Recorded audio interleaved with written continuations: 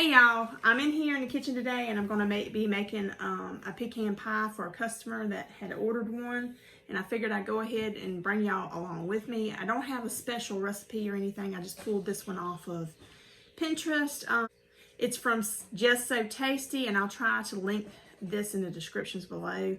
I did tweak it a little bit, and I'll let you know what I did because the customer wants their center of the pecan to be real soft and not very nutty.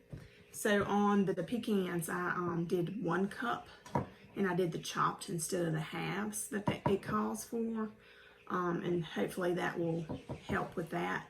And you need to have a deep dish pie pan. I had made some scratch pie crust, but I forgot to set it out, so I'm going to just use a pie pan today.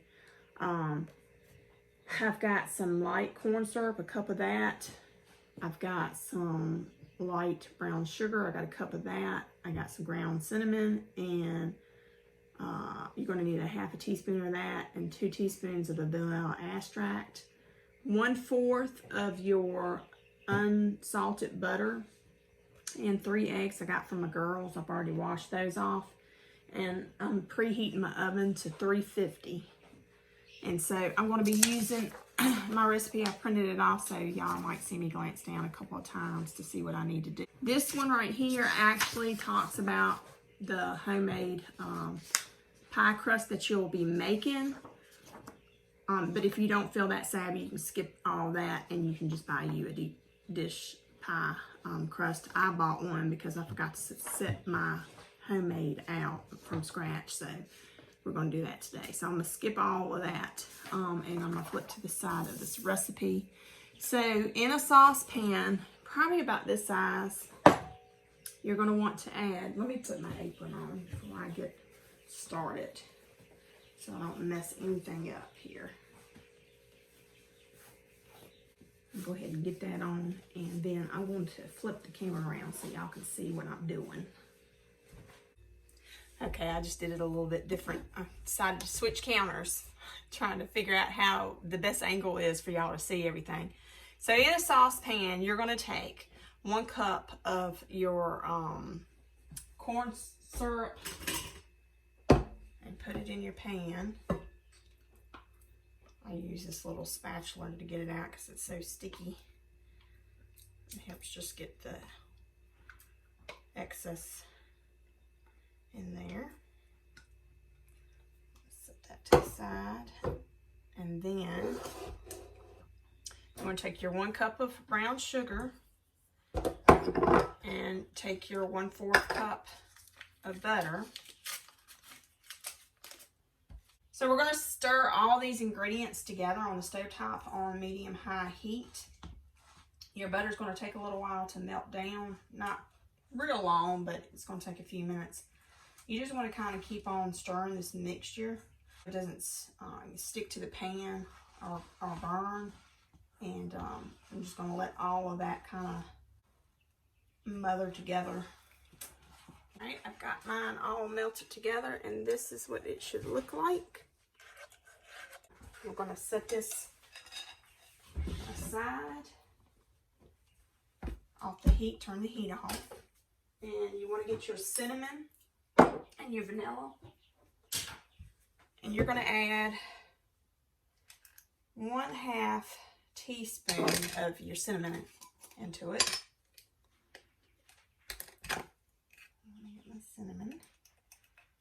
And this recipe I've made a few times, but I think it's a pretty good pecan pie recipe. So take your vanilla extract, and you want to do 2 teaspoons of that and pour that in there and mix it up real good. Okay, I'm going to set this to the side.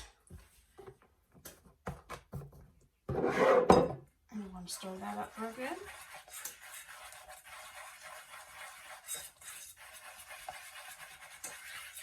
Okay, so next you want to get a bowl.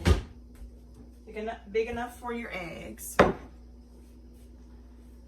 We're going to go ahead and crack these eggs and into the bowl. Pull it back here so you can see what I'm doing. It's kind of awkward sometimes when you're trying to cook in video. I haven't gotten used to that yet. One of these days I might become a pro eventually once I do it a couple of times. Put those in my compost bin. Make this up. So it says to whisk the eggs until they're frothy. So when it tells me that, I'm thinking it's talking about if you've ever made a banana pudding and made the meringue on top,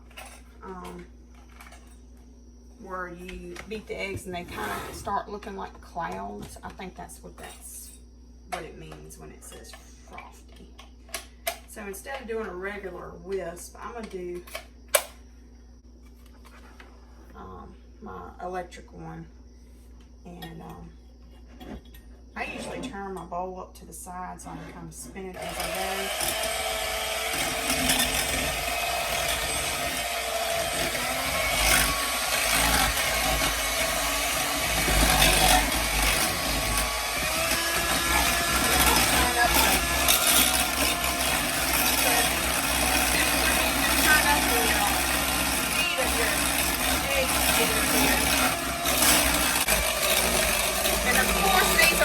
Get like white clouds, snow-like, but you're not putting any sugar in it.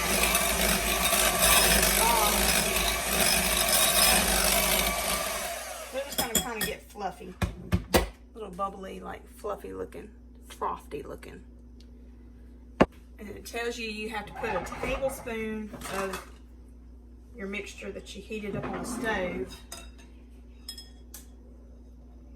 into your egg mixture. So that's inside, and then it says just mix that up in there with it.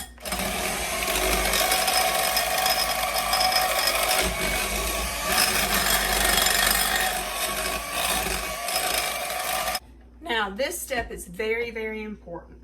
I'm gonna take this whisk and whisk this up just one more last time real good, and then I'm gonna put it in the sink.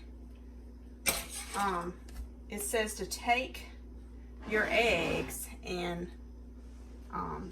whisk them up into your sugar mix, which is your unsalted butter, your corn syrup, and your brown sugar.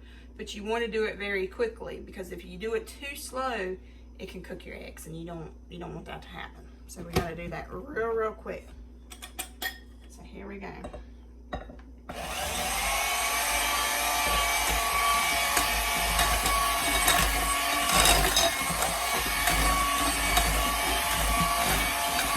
Turn that off and try to get the excess of this in here.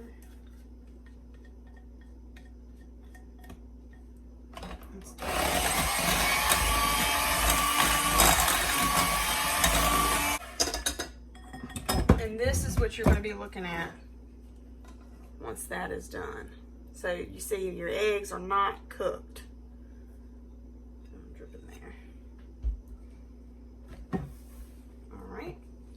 Take this out. Let's take these little ones out and set it to the side of the sink. All right, so the next step is you're going to take your deep pie crust and you're going to take your pecans and you're going to put them at the bottom of the dish. And so once you do that, basically your pecans will float to the top of the pie, and you'll have that thick, moist substance in the center of it.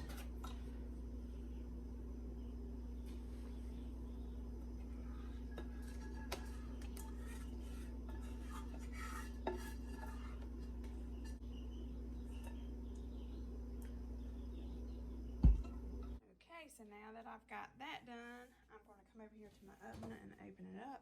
I'm going to turn this light on.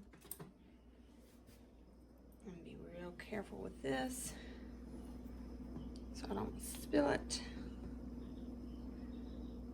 And we're going to put it in the oven and cook it for about 50 minutes. It says 50 or 60 minutes on the directions. And I'll come back and show you what the finished product is. I decided while I was waiting on the pecan pie to cook, I wanted to come out here and check on my garden. And I wanted to show y'all something that happens during, it's a few weeks after Easter, but it happens around Easter time, and I forgot to show y'all. I always tell you, there's signs in nature that Jesus Christ is truly alive, and this is one thing that me and my son Jess, we learned a couple years back when we used Alpha Omega for our homeschool curriculum, and I thought it was just very fascinating, and I wanted to share it with y'all. So I've got a lot of pine trees on my property, and during the month of April, maybe about a week before April, they start peaking and putting off these little shoots.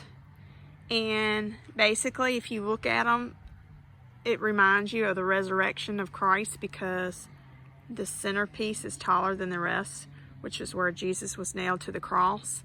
And then you had the prisoners on either side. It's 3 of them. And I thought that was just really awesome. And then, so what eventually happens is, if you come over here to this one, and I'm not quite sure if I'm remembering this right, but this one right here in the center gets these little seeds on it, and it pollinates the rest of the tree. You have Jesus in everything in his creation that he made for us on earth. Just looking at everything in nature, you'll see him in it. So the pecan pie is ready. We're gonna take it out of the oven. You can show them as I take it out of the oven. My hubby, he's recording for me. Real careful. And it's gonna be a little jiggly like that.